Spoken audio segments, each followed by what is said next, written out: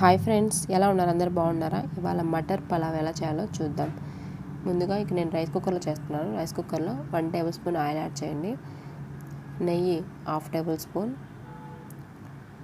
చెక్క ఒక చిన్న పీసు, లవంగాలు ఒక 3, యాలక్కాయలు ఒక 2, మిరియాలు ఒక 4, బిర్యానీ ఆకు 1, షాజీరా 1/2 టేబుల్ స్పూన్, సన్నగా కట్ చేసిన ఆనియన్ 1 కప్పు, మిర్చి స్లైస్గా కట్ చేశాను ఒక 5. ఇవన్నీ యాడ్ చేసి కొంచెం కలర్ చేంజ్ అయ్యేంత వరకు ఫ్రై చేసుకోండి. ఆనియన్ ఈ మిర్చి కొంచెం ఫ్రై అవ్వాలి.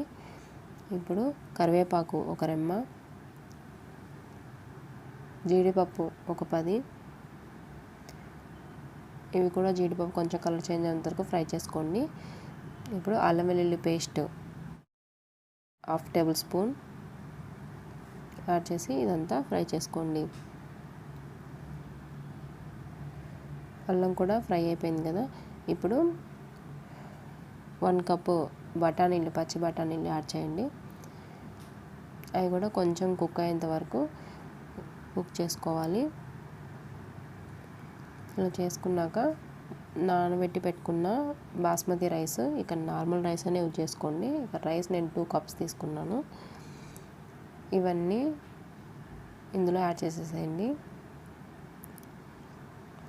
యాడ్ చేసి ఒక 2 మినిట్స్ ఇలా మొత్తం కలుపుకోండి. ఇందులో ఉన్న మసాలా అంతా పట్టేటట్టుగా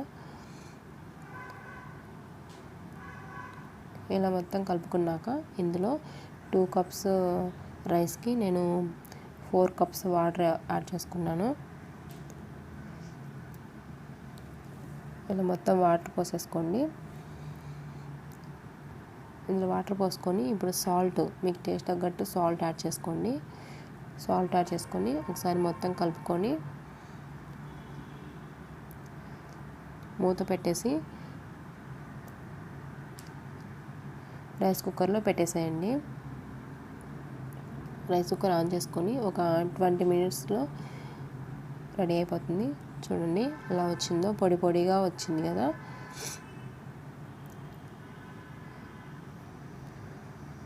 చూడండి ఎలా ఉందో.